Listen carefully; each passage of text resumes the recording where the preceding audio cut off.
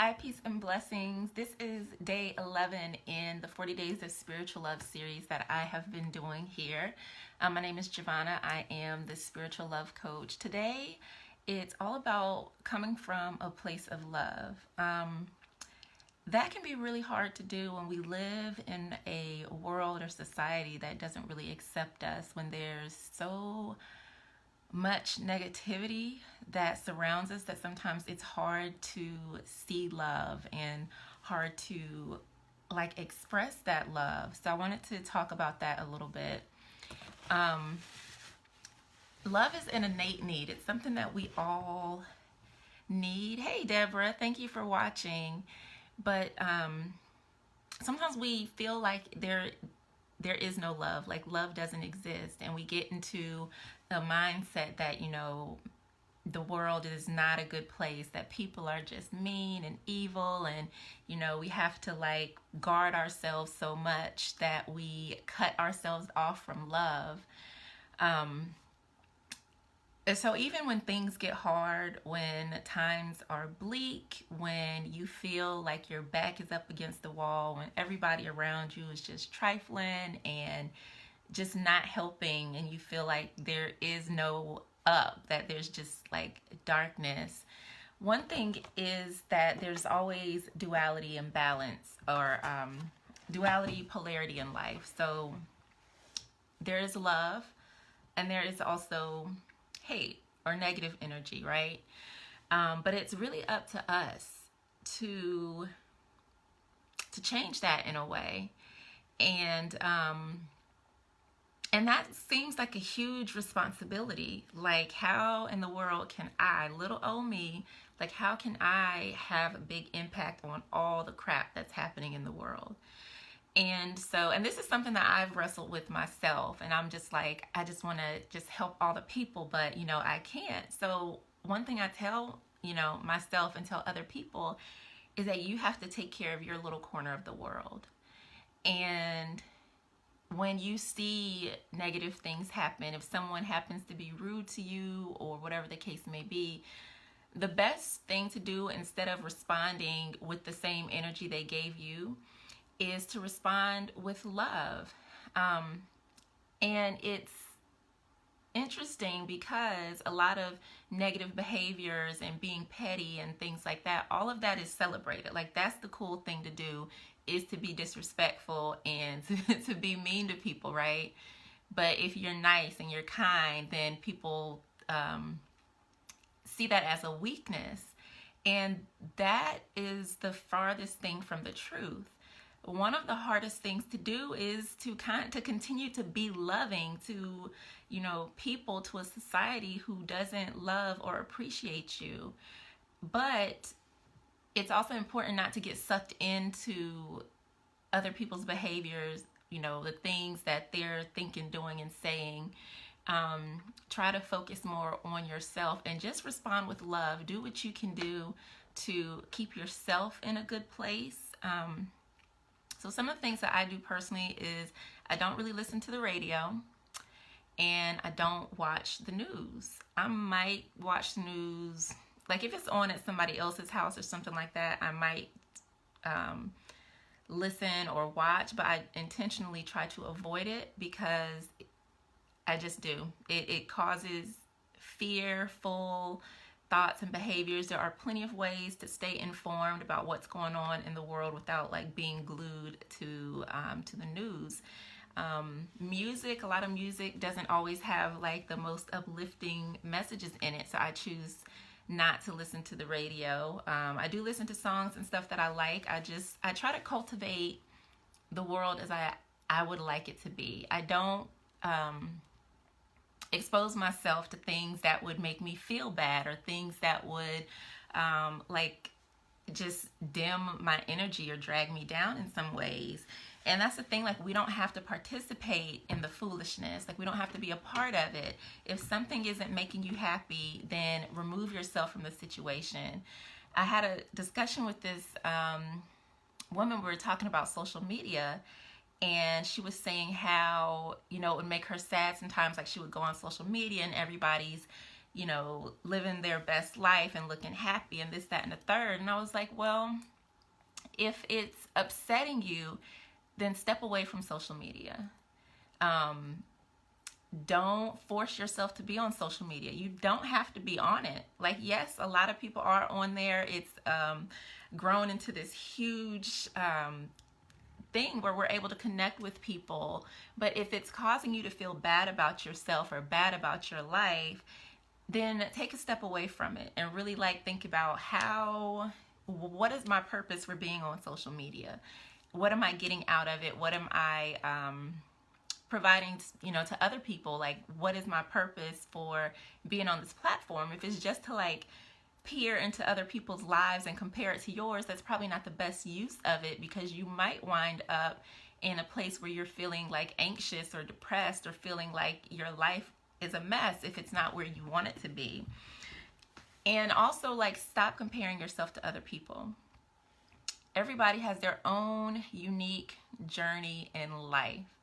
And just because everything seems peachy and gold and glittery online doesn't mean that's what it's like behind closed doors. We are each going through our own unique set of challenges. We're each dealing with our own internal stuff, our own family stuff, our own work stuff. So when we start focusing on our stuff, that gives us less time and less energy to put trying to figure out what so-and-so has going on over here. Focus on you and focus on your own little corner of the world.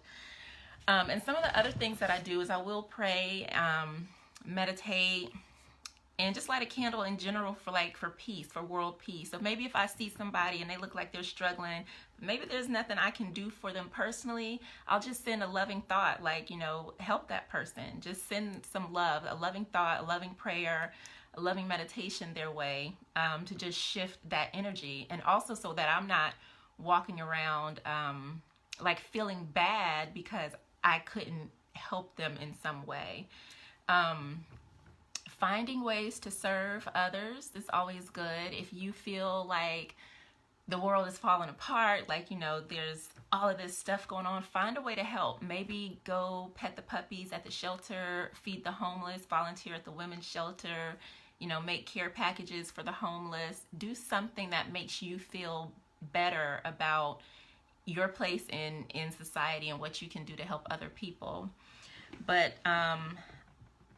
disconnecting is so important from TV, from cell phones, from work, from computers, all of that. Really taking some time to disconnect and recharge yourself mentally, physically, emotionally, spiritually is really important, because it's every day we go out and we have to face the world and we have to deal with all of the different challenges and situations that might come our way.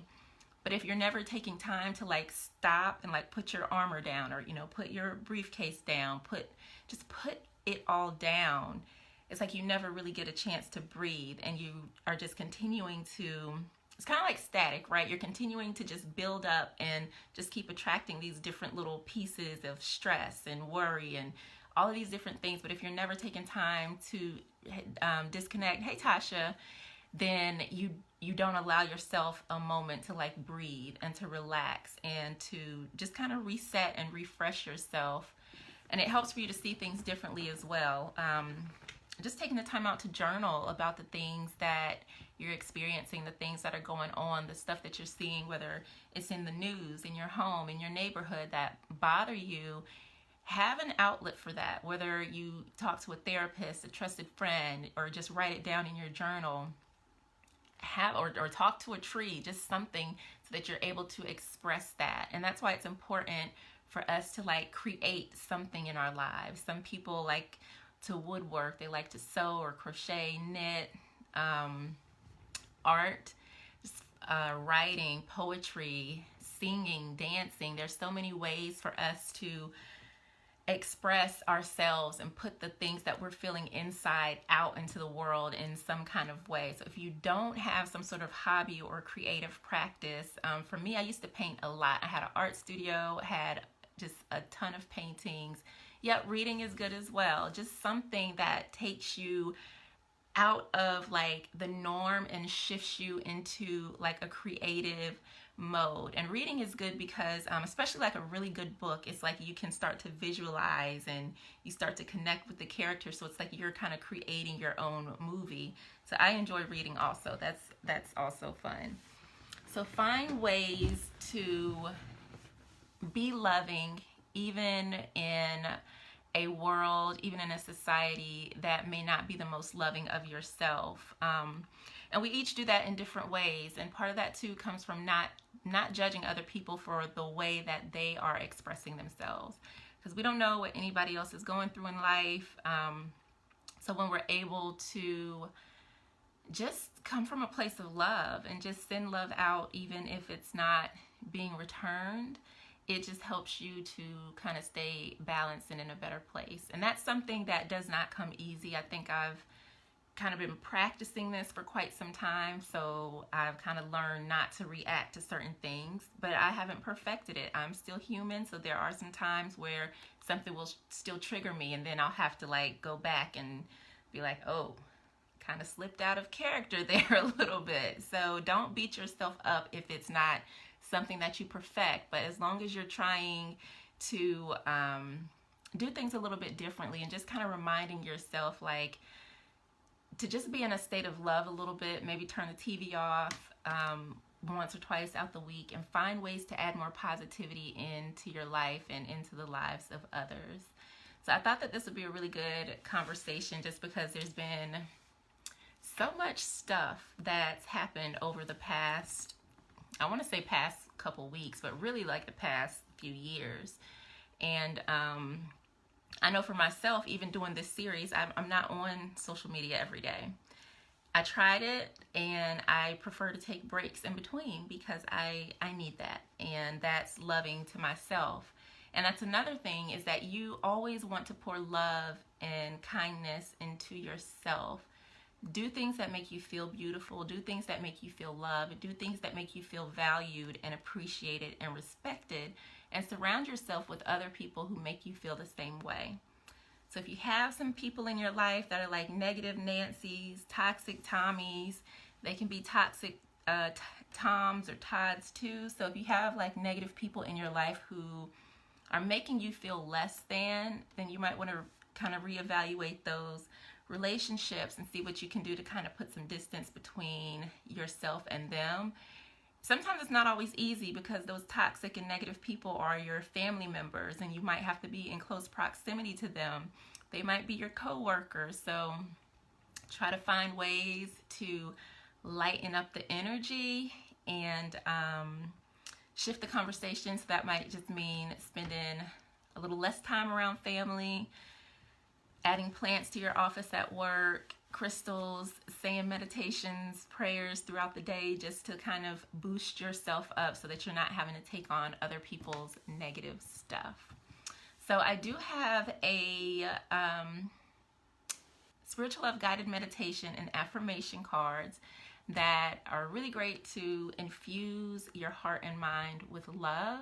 And I will include the link in the comment box. So if you're interested, you can go grab those resources and start doing a loving practice for yourself to kind of help increase the love.